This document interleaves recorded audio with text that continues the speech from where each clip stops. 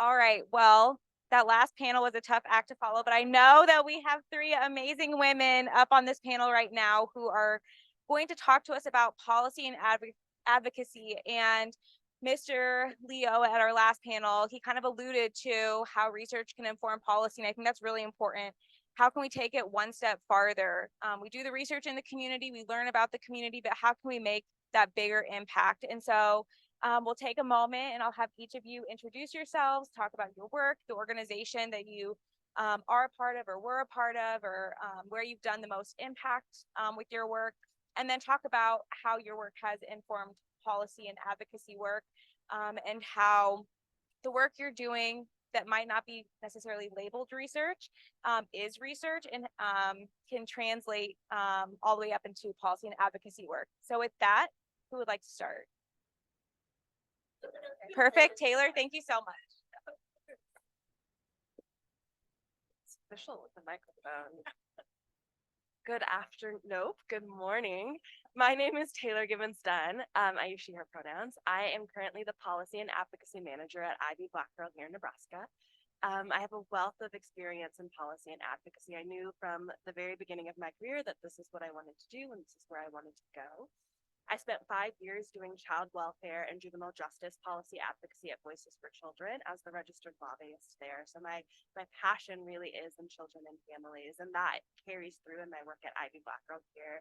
So if you aren't familiar, Ivy Black Girl is a collective of Black women and femmes who center our work around Black women and femmes living with the joy and abundance and liberation that they do deserve.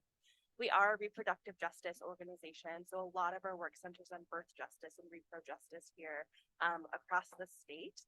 We do that through a variety of different programs. So we have a birth justice program that really centers on making sure that Black mamas, Black birthing folks have the access to the experience that they deserve to have.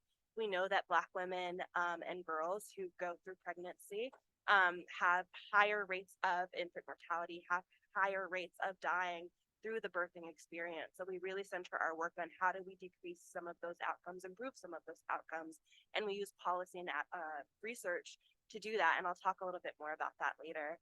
We also do a catalyst program, so that supports Black women entrepreneurs in our community, and we use research a lot to support some of the decisions we make in that work. And then my branch of work at Ivy Black Girl is the advocacy work. And we do that mostly through supporting legislation at the State House. So we draft legislation, we support legislation that's good, we oppose legislation that isn't good, and we work really closely with community partners. We work really closely directly in the community so that we're centering all of our policy and advocacy decisions at the legislature with those most impacted. I can share right away that as the lobbyist for the past 5 years, this will be my 6 years, I can go into the legislature and be the only Black woman lobbyist in that rotunda on a daily basis. Like, that is a very common experience. There's one other that's sometimes there, but is no longer lobbyist. So I expect this year again to be the only Black lobbyist in the rotunda. And that is a really interesting experience. I feel the weight of responsibility to bring that research, to bring those stories, those narratives to me every time I show up in the legislature, because our people, my people, are not represented in that state house. So I'll share a little bit more as we go through the panel, but that's kind of the perspective that I'm bringing to this work. Thank you so much. It's on, correct? Okay.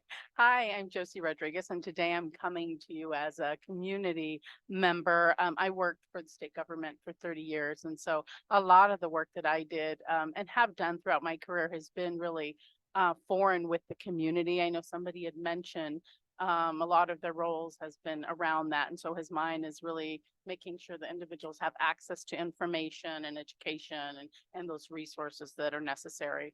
A lot of the work that I did with the state of Nebraska with at the Office of Health Disparities and Health Equity was really around health, improving those health disparities. And so we did a lot of research, more in like surveys and listening sessions and things like that. We had a variety of different programs, of course, that we oversaw as well.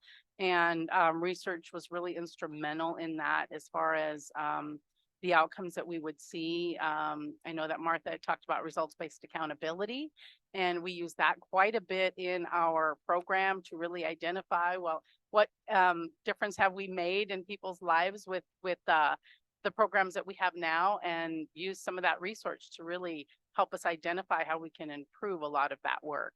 We also did a lot of work with the behavior risk factor surveillance surveys. Sure, all of you are, some of you, most of you are familiar with that. But what we did with one of those is that we, one of the surveys, the questions come standard, right? And so they remain the same all the time, but we felt it was important to have a community voice as part of those surveys. And so when we were looking at doing surveys with our tribal populations and some refugee populations, we actually expanded the opportunity for them to add questions that they wanted to know for their community. And we knew that was important because that would answer some of the questions that they had. And so it was nice. Yesterday, Mona Sufante with the Winnebago tribe, the health administrator there, she was talking about in her presentation about using that data to now inform some of the programs and hopefully policy changes that'll be happening within the work that they do with suicide prevention. So that was really nice to kind of take something that was already created, but also adapt it so that it meets the needs of the communities. And then I did mention our Minority Health Initiative program. You know, working at this in the state is hard, and I think that working even in at the university is difficult sometimes too, because there's how do I want to say this? Certain things we can do. There's certain things we can't do. Sometimes you have to be, you know, cautious of your language, and sometimes you can be that voice. Sometimes you can't. And so in our office, we tried to do as much as we could, but we knew that we needed the community members out there to actually be the voice. And so that's why we always tried to get the pulse of the community. Throughout this morning, we've heard a lot about building trust, being out in the community, talking to people, not coming in as a helicopter research, right? I've seen in a lot of work that I had done, have done with the state, that I often see that researchers do research based on what's interesting to them, right? And I know Doris and others had mentioned about doing research to publish papers and, you know, move up in ranks. But really it's about the community, and unless we are out and learning about the community, working with the community authentically and learning about their needs, are we going to be able to impact change? I love the story about the prison to pipeline that you mentioned. That was just a great example of one thing that had happened, and then you took that research, and now ultimately what we all want to see is policy changes or legislative changes. And so that's kind of what we tried to do with some of the work that we did. When I mentioned the behavior risk factor surveillance survey with the tribes, one of the things that came about that is we tried to look at changing legislation on the authorization that tribes have to get data. You know, data is a big thing at the state, and you know, you can only get the data based on all these limitations, right? And unfortunately, tribes don't get their data, and sometimes the community doesn't even get their data. So one of the things that we tried to do was that when we did actually, when we worked with the tribes, we gave the data back to the tribes. We gave that data to them, and we did not share it with others, because oftentimes, you know, people feel that you use our data just because you need it for something else, but you don't use it to help our community. So we actually made a commitment to the tribes to give them their data and not share it with others. And so that's been, I think that really helped build those relationships with that community there as well. So just a few examples. As we go along, I can talk more. Thank you. I will be very brief and short. I'm here, Yesenia Valenzuela. I'm here wearing a couple different hats. I work for the mayor's office, City of Omaha, as community relations coordinator, and also representing a food bank of the Heartland, where we do a lot of that policy and advocacy work. I do work a little bit with the legislature every year when it comes around, which is almost here. I can't believe it. So I get to work with all of the different departments across the city and share ideas. What are we looking at in terms of a new policy, a new bill that we can go present in the new legislative session that's coming up. So that's a little bit of the work that I do within the city, and then with Food Bank of the Heartland as a board member and a huge advocate for obviously food disparities, food deserts across our city. I do a little bit of that work just because that's been a lot of community engagement and things like that is what I would like to say is my specialty. I love to bring people together and hear their concerns, what they need, and really try to look at, policies and research and things like that to really bring back that work to the community. That's, I think, a little bit about me. All right, so at this time, I think we'll open it up to questions from you all. We definitely have some more guiding questions if there aren't any, but given the response from the last session, we want to make sure that all of you have the opportunity to ask our panelists any questions that you have, maybe about the work you're doing, how it can translate into policy or advocacy work. So at this time, we will open up to all of you. Again, use your microphones, make sure they're on. The little red light should be illuminated if they're on. But if anyone has any questions for our panelists or comments that you would like to share, please do so.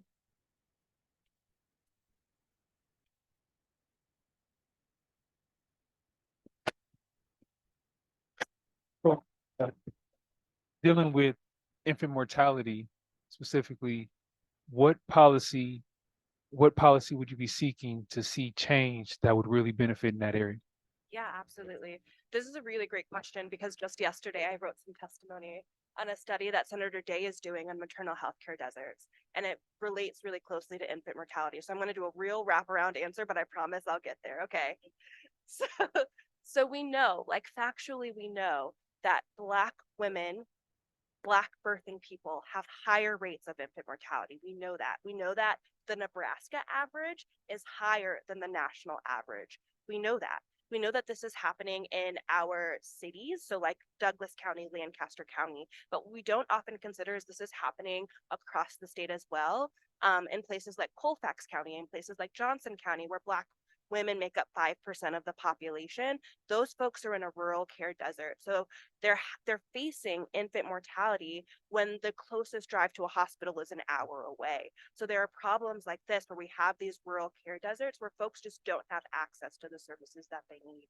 So one of the policies that IB Black Girl, I'll name two of the policies that IB Black Girl has really focused on is doulas and really making sure that birthing folks in this state, Black birthing folks in the state, have access to doulas. So we've done this in a variety of different ways. One, we worked really closely with our healthcare providers in the state to figure out what it would take to run a doula program. So we now train, IB Black Girl now trains doulas so that those doulas can go back into the community and serve birthing folks.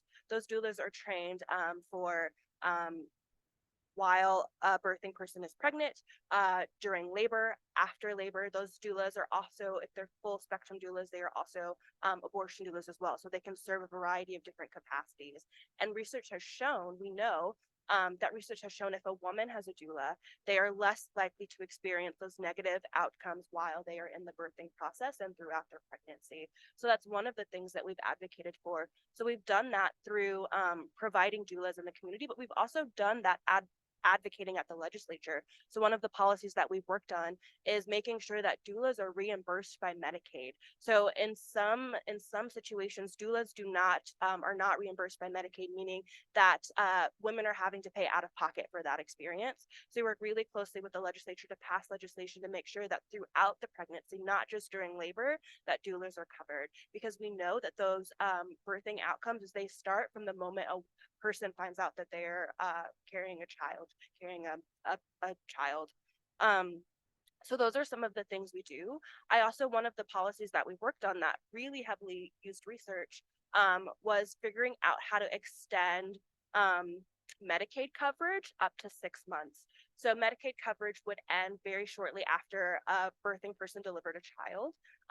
We know that infant mortality doesn't just happen on the birthing table, right? Infant mortality, when we look at it, extends past that into the first couple of weeks and first couple of months of a new child's life. And with Medicaid coverage ending, we lose access. Pregnant people lose access to the healthcare coverage that they rely on to keep themselves and their child alive. Really, we're not talking about wellness, we're talking about life here, which is sometimes folks in the legislature don't realize that.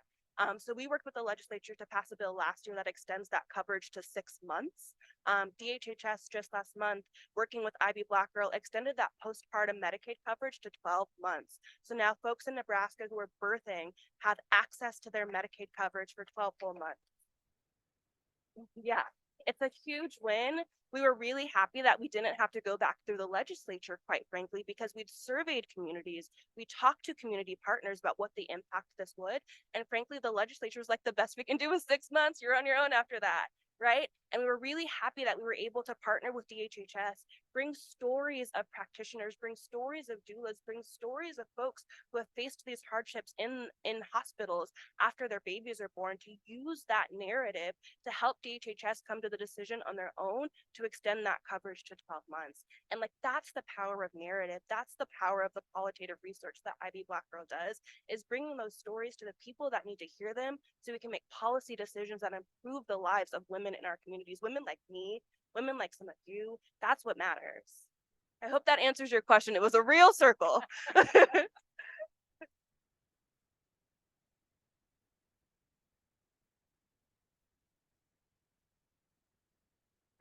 Hi, Michael again. I have a two-part question.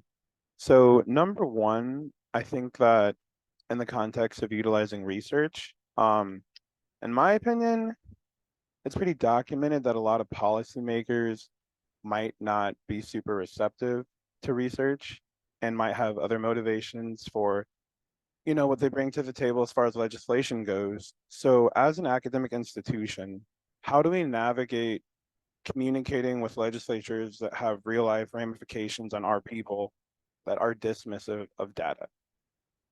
And number two, how can we spread awareness of what's actually going on at the Hill to our community members? For instance, there have been many times where I've heard of a bill, especially like with abortion restriction, right? And I'm just like, wait, I work at UNMC, I have friends with Planned Parenthood. How am I just hearing about this?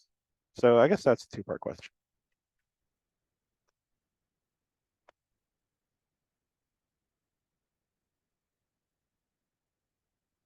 Sorry.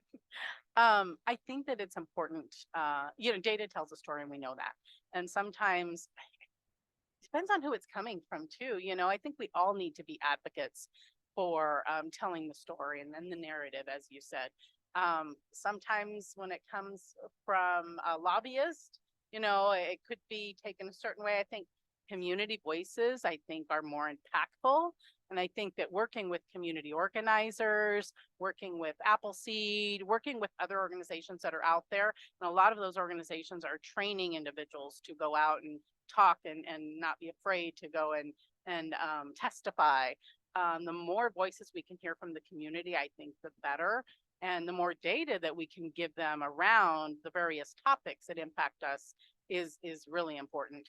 I think that also what I wanted to share is that a lot of times, I mean, even when I was at the state, I didn't even know the vast amount of research that was going on. So I think sometimes it's not meant that it's a secret. I just don't know that the word is spread enough about the research and the data and what comes out of it so that we can all be advocates for sharing that information. I'll address the second half of that question. I think you did a beautiful job on that first half. Information sharing, right? How do we keep abreast of what's going on? How do we keep that knowledge?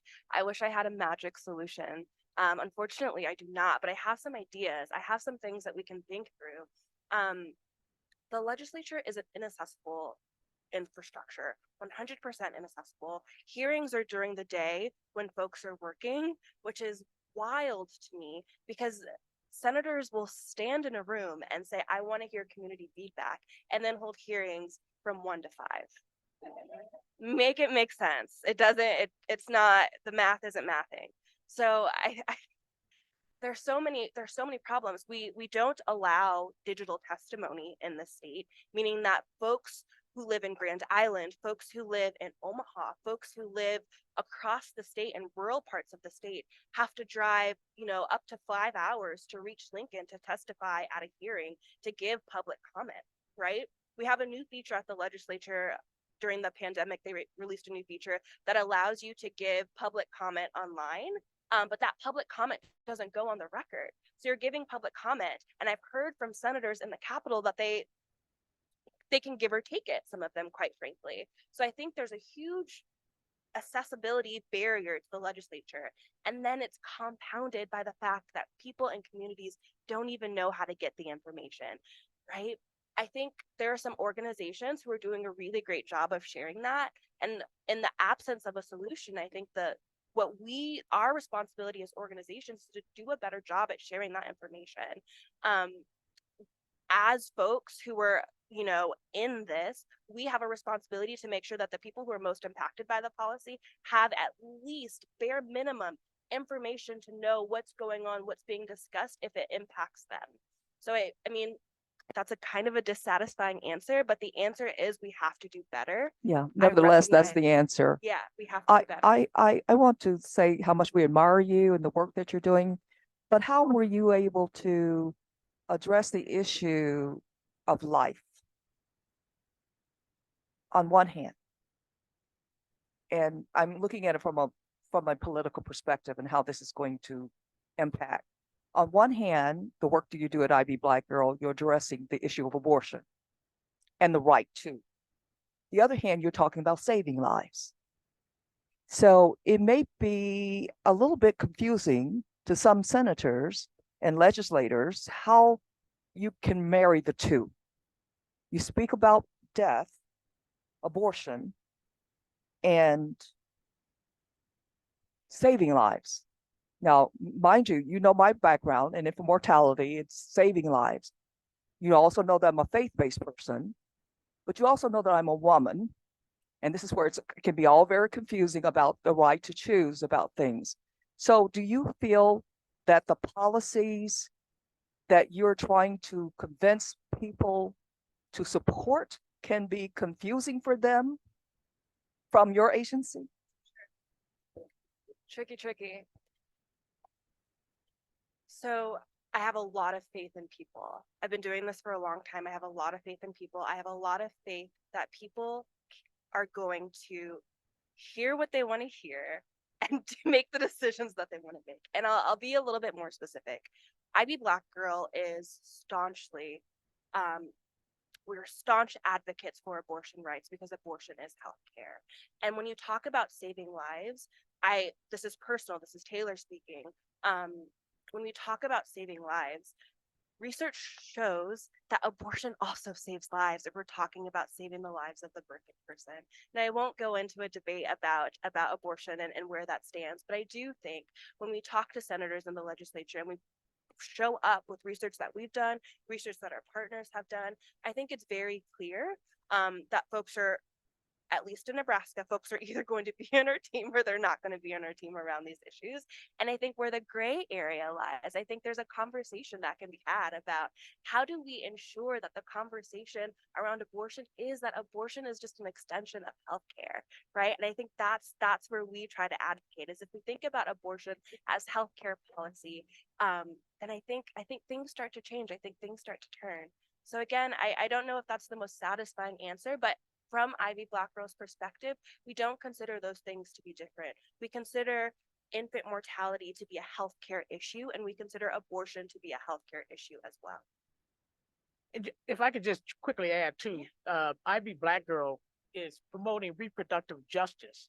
And if you provide the definition of reproductive justice, it incorporates the decision to have a child, a decision not to have a child, and the ability to have that child, if you choose to have them, raised in a safe and secure community. That's the definition. So there's no contradiction.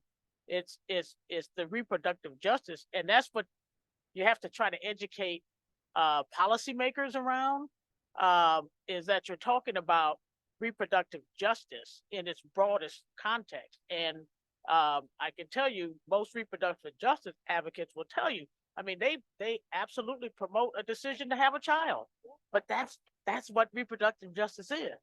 It's my decision.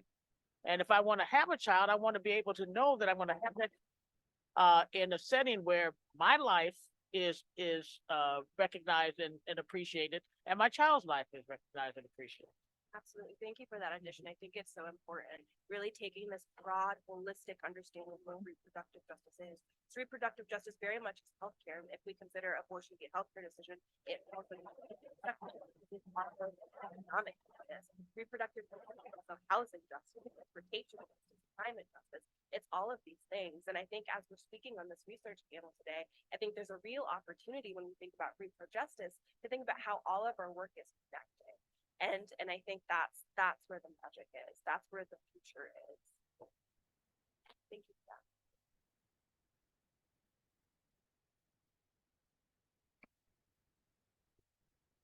Is this on?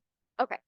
I have a question. I'm interested in, my name is Randy Knox. I'm with Boys Town. I'm interested in the topic of sharing data back to communities.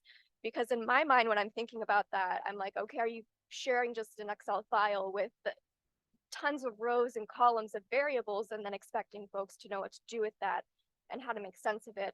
So I was wondering if you could speak to some of the practical processes around actually sharing data and doing it in a meaningful way. Well, I can speak to when we worked with the tribes and the behavior risk factor surveillance survey data. We would actually get the raw data, because actually what we did is we actually worked with them from the beginning. We contracted with them to actually do the surveys for us instead of having, search assistants or whoever do it. So they did that piece. They provided us with the surveys. We entered in all the data. We put it in all our systems, and we gave them actual report of all of the data. So we shared it in that final piece for them. I don't know if we would actually, I can't remember. I'm trying to think if we actually gave them some of the raw data we may have. But we wanted to give it to them in a way that would be useful to them, because I don't know, what kind of systems they have access to and all that kind of stuff. But we also sat down with them and went over the data and how we collected it. And of course they knew their role in it, but we walked through the whole process with them. That's the way we did it. I just wanted to share that I was recently in a public meeting with our planning department, and one of the things that was brought up is when we're sharing information, the grade level is just, I mean, the terminology that we're coming to community people is just, it's not easy to understand and comprehend. I mean, I often had to look words up. And so one of the suggestions was, I mean, we are now, super advanced at AI. There was an audience person that said, next time you come at us with this information, you need to really consider who your audience is. So really doing some research on top of the research that you're doing in terms of who you're delivering this information to. But there was a suggestion, next time AI, look at some systems that will allow you the information or the research that you've already have in hand to kind of, I mean, I hate to say it, but dumb it down a little bit, bring it down to a level that people are going to, plain language. Thank you. Plain language. Yes. Plain language. Thank you for that. That people are going to understand and really use in a way that is going to be helpful. So that was, yeah. I know I'm not part of the panel, I'm just the moderator, but I think this ties in nicely to our last talk this afternoon on dissemination, which is another word for sharing findings. So we're going to talk about some creative ways that you can share your information. And based off how the rest of this panel goes, I might not have to give that presentation because you guys have already talked about so many of the important considerations like audience, different products that you can distribute, but we'll be talking about that later this afternoon as well. So look forward to that. The other thing I think that's important is to talk to the community about how the data can be used. And I think that's really important because it's so nice to see when Mona Sufante was giving her presentation on how she used the data that we provided to them. So it's not just about giving them the data, but it's really showing them, okay, you can use it for this and this and this. And also talking to them on, you know, how it fits in with their needs, which hopefully that question was asked from the very beginning. But I think that's important as well. Hey, add something. Sorry. I know I'm like young and not the person up there. But I also found that talking about what we're talking about now with real people as a part of your day-to-day life, for me personally, I just have had moments where I've been like, wow, yeah, sure. For me personally, there have been moments where I've been like, oh, I've only discussed these themes or ideas with lawyers, doctors, bachelors and up. And so I think that kind of makes it at a handicap or at a disadvantage when it feels like you need to put on a filter when you reach the community. So I think just really getting used to talking about this with everyday people that you have relationships with is really impactful for me. Back on that, Mike. I'm a social worker by training. And so I have a real sense of we need to talk in plain language, and academics become too academic, use jargon that nobody outside of academia understands, and words that we use are used completely differently by other people. I'm rather new to academia as well. Just got my PhD about 8 years ago, so I'm a bit of a late bloomer. So I like to say I'll go to a poster session and I won't even understand the title of what these basic scientists are doing. And I'm not a dumb person. You don't have to dumb it down for me. You have to explain it in plain language. So I will say, pretend I am your grandma. And your grandma is a very smart person. She's done a lot of great things in her life, and she understands a whole lot about the world that you don't understand. So you explain this to me like I'm your grandma. And a lot of them get that. And they make a really valiant effort to do that and find themselves tripping over their tongue because that academic language is so embedded in what they're supposed to do. So I say that, or I say, pretend I'm a random person from Circle K. And you need to explain what your research is and what you learned. And that person needs to be able to pass that on like a game of telephone. Can they do it? And that's the kind of filter I put things through. There's also a great course for academics who are uncomfortable or don't really know how to do this through our IRB called Prism, I think Prism, not Prison, Prism. And it's a great course to learn how to take your informed consent, for example, and make that understandable to grandma or your random person from Circle K. One other thing that I want to add in just this whole conversation is that I'm sure a lot of you know that there's a lot of community needs assessments that are out there, right? That, you know, health departments or the hospitals or other organizations are doing. And so I think that it would be great to have an understanding that they exist, do some research ahead of time about what's in those.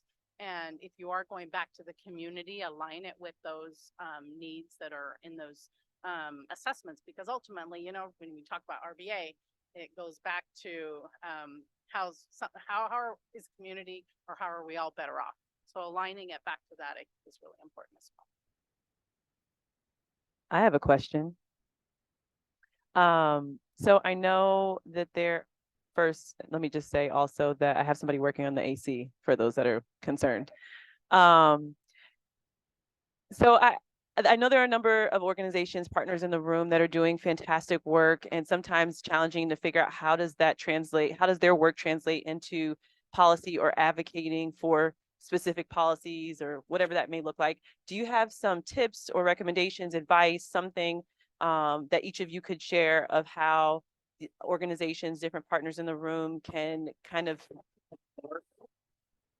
can be seen in policy at some point as they kind of keep that work going?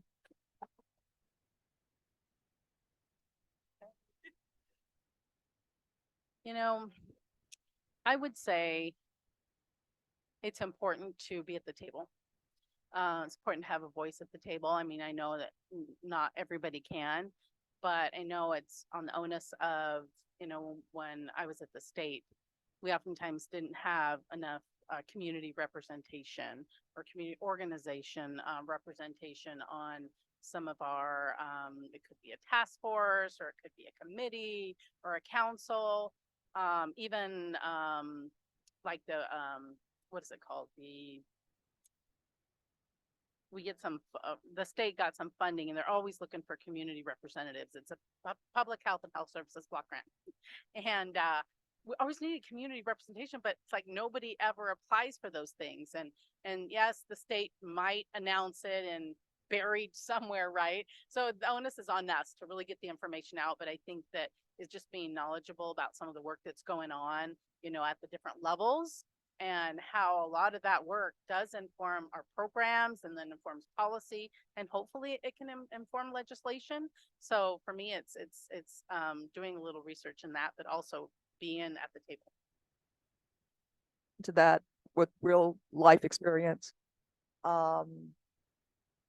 Judith Hill is here, who was representing Charles Drew at the time, working with the Omaha Healthy Start program. Years ago, there was a bill called LB 692, which some of you will remember. The purpose of that bill was to how we were going to distribute funding as a result of the tobacco settlement back out into the community. And so the Minority Public Health Association was involved. The regular Public Health Association was involved. A lot of community health centers were involved in trying to work that out. But before that, I was involved in infant mortality prior to Judith. And I sat on a committee looking at child deaths. And part of that established the child death review team, which was made to be a policy that we would indeed have child death review teams in our state. The other part of this was, how would we distribute those funds?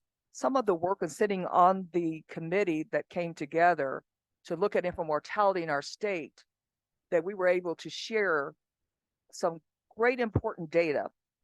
That data led to presenting it to the legislators, who made decisions about these funds should go back out into the community to fairly qualified health centers without them having to reapply every year to get funds to serve our community. It should be a given, right? So it came to Charles Drew Health Center and One World Community Health Center. But because people were sitting on that committee, and to watch the language, to make sure that when the bill was developed, that you were there at every committee. I need to share this story with you because I brought Judith up for a reason. When I was there to do this work and working with each legislature, walking the halls, everybody, Senator Chambers, who was very active and very important part of this, there was a language change to say this funds could be used to address that. Either the language initially started out with would be used or will be used, and somebody wanted to change it to may be used. One word could make a difference. And I was somewhere else at the time when this language was being changed. I think I was in Florida somewhere. I flew back that day and said, no, if I have to walk the halls again, we'll do it. So you have to be very, very supportive of organizations and individuals. When they ask you to please go down and testify, please serve on this committee, please be a part of it, because it's going to get to the next level. But you need to know where it started from so that you can contribute and be a part of it and stick to it and stay with it. I know it's hard because everybody was working, but Judith was involved with me because I had no one to pick up my child. And the hearings were still going on. I said, Judith, I need you to go pick up my daughter. Now, you tell you how long ago that was. But it's still true, as others have pointed out. You need to have friends in the community to help you and understand the value of the situation long term. It's not just for a particular grant or one grant. It's long-term. Because there would not be an IB Black girl addressing this issue of infant mortality. Should not be an IB Black girl addressing infant mortality at this point. Not that you shouldn't be, but you are. You understand what I'm saying? You get me, right? So we start this process out and we work with the legislature. And then, you know, is it going to be with us forever? When does it change? So that's where your voices are needed, from individual handing out things, whether it's this information that I'm asking everybody to take today on Medicaid renewal, and please tell your constituency about the importance of re-enrolling again and having access to care. It's very important that you're at the table with the legislatures, let them know who you are, and that that they know who you are and what you stand for and that you're not going away, that you're not going to go away, that you're a part of the committees, that you've done the research. You come back to UNMC or to Creighton and say, well, what does this really mean? If I present this, what's the impact? And you have to have an answer when you go down, because they're doing the same thing too. And by the way, deal with their legislative aides, because the senators don't always know everything, or if they don't always know everything. That's all I'm saying, and I'm very serious, because they don't have to be aware. Same thing I tell with the churches. Pastors don't know everything, but they do know what they know about. But when it comes to community issues, we have to help people to help us. And that's where this is why this is so important in talking about the policies. But one meeting, and I would not give up on, and there were some battles, but infant mortality was and still is important in our community. And it goes from generation to generation, and they're leaders, and prepare people so that when you're not there, there's somebody else to take your place.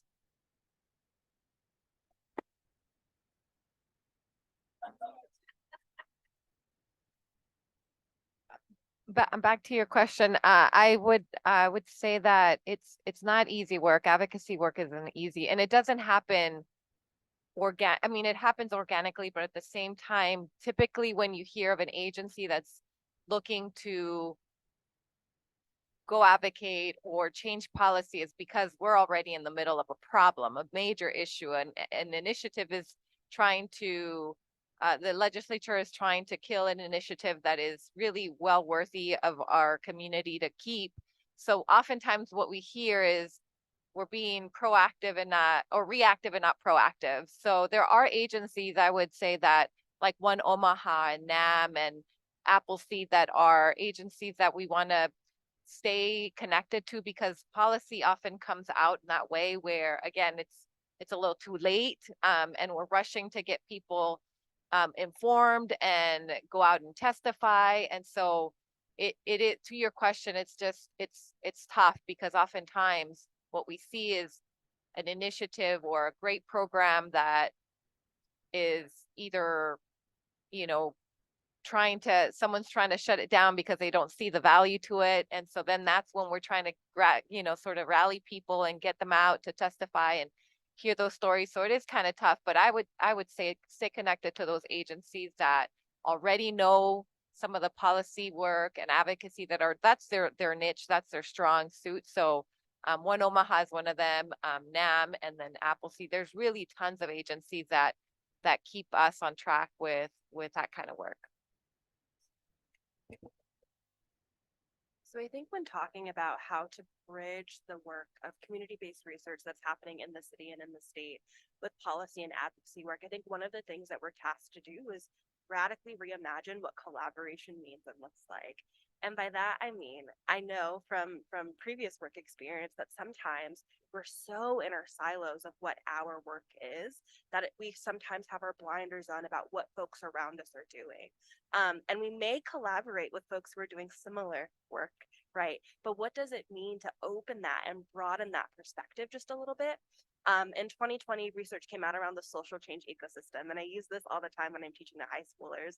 But essentially, in the social change ecosystem, we all have our parts in this work, in this movement work, in this path towards liberation. We all have our parts, but like siloed, these parts don't actually work together, right? If we're not talking to each other, if we're not communicating with each other. And there's a story. My friend went to Dakar in November. My dear friend and colleague went to Dakar. It's a wraparound story, I promise. My dear friend went to Dakar in November, and she told me that one of the things that struck her most was a regional greeting in a regional language where so you'd say hello and then you'd say this greeting. And the greeting was, I see you, I see your work. And I think we need to instill a spirit of that, right? When we're working in community, I see you, I see your work. How can I help share this work, right? So being in partnership and in community way more than we do, right? Radically reimagine what that looks like.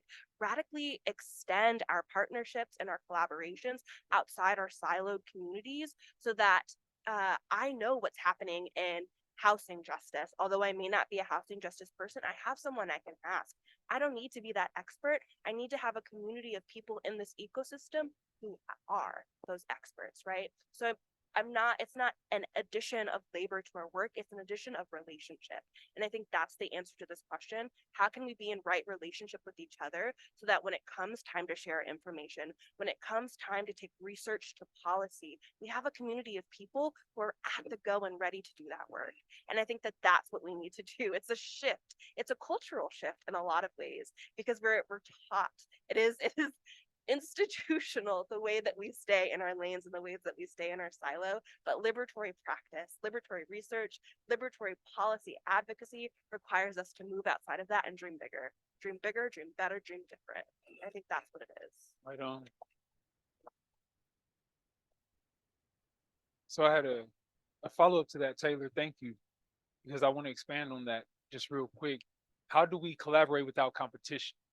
And that's very important because there are people who collaborate even in the spirit of competition.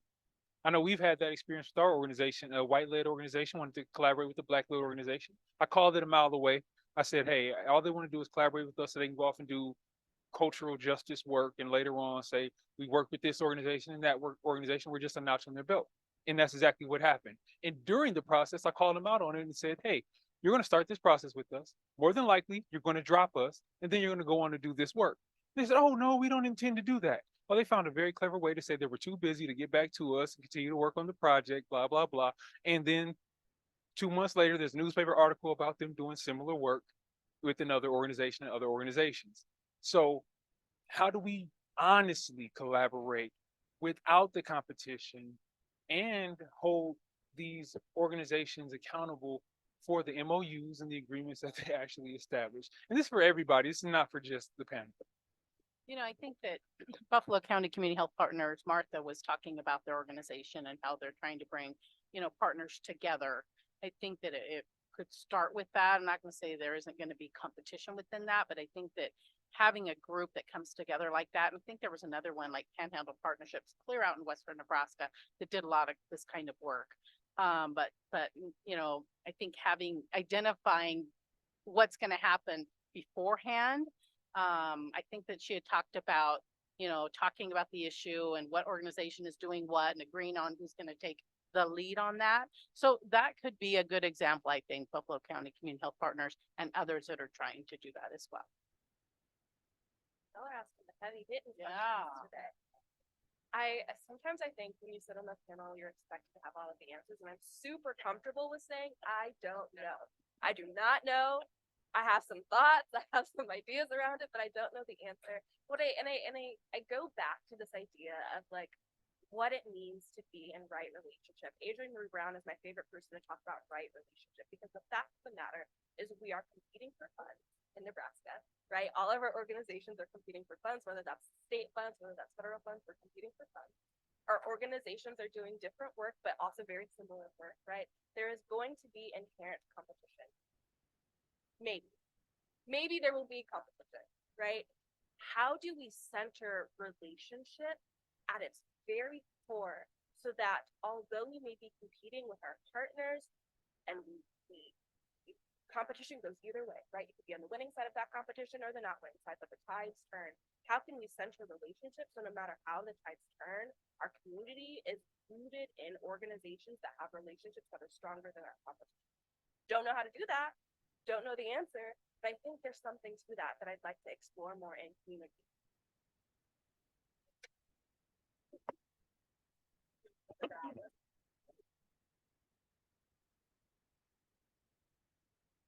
They say partnership, partnership, partnership, but it cuts the money, it cuts that dime 50 different ways as you do the partnership. So we're stuck in I don't know, a space there that we're trying to do what we need to do to get our project done, but it's hard because of the competitiveness of that dollar.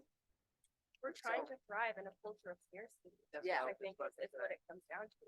And that's really difficult. Yeah, I was gonna say too, just when leaders come together and instead of having that mind frame of just striving, just trying to get there, we're just trying to do this, and then all of us coming together to thrive and creating that ecosystem and that collaboration to where yes, you got the grant, but how could we collaborate together to be able to make it better for our community? Because the community is not going to work together if they don't see us all working together and doing the things that we need to do for the community and with the as far as research. So yes, there is a lot of money out here and it's a lot of nonprofits, but everybody does something different and has something different to offer. But bringing that and pulling that together in order to come together for those funds will be able to show the community that yes, we are working together. We are, using these funds as far as to be able to benefit them. That's the central question of this whole thing, this whole thing about the power differential. Because when you're talking about community-based participatory research, when I first went back to nurse practitioner school, I was told what research was, and it's drugs and it's drugs and it's drugs. I mean, there are millions and billions of dollars that are doing research, right? So when we're talking about community-based participatory research, which I think is wonderful, we're talking about the pittance. We're talking about not even the dime. And so really from the get-go, we're on the lower end of the power curve. And I really appreciate some of the other things that Malcolm X has said about, because that really the strength of community-based participatory research is the people. I mean, that story. And, as a person of faith as well, that's where God is at. That's where our faith is at. And so I'll stop that. But the unknown, why doesn't research work? It's because we've never asked people that are implementing it, right? How come more people aren't on the expensive diabetic medications? Because they're eating. That makes sense to me. It doesn't make sense to people who are doing research on drugs and things like that. And so I think asserting our roots, asserting our story, comes right out that. But I think we got to be, just smart. They don't want us to succeed. We're behind. They want us to fail. And so that's why I think it's happening. So I'm going to stop there. I hate to do this because I know we're having a wonderful discussion, but we'll continue to use the lunch hour to continue networking. Hopefully you all will stick around. Can we take a moment just to applaud our panelists, both from this session and the one before? And also, I want to say thank you also to all of our participants today for sharing your story, sharing your experience. Hopefully this is an opportunity for everyone to learn from each other. I think there's a lot to be learned and to share with everyone. So thank you to all of you as well.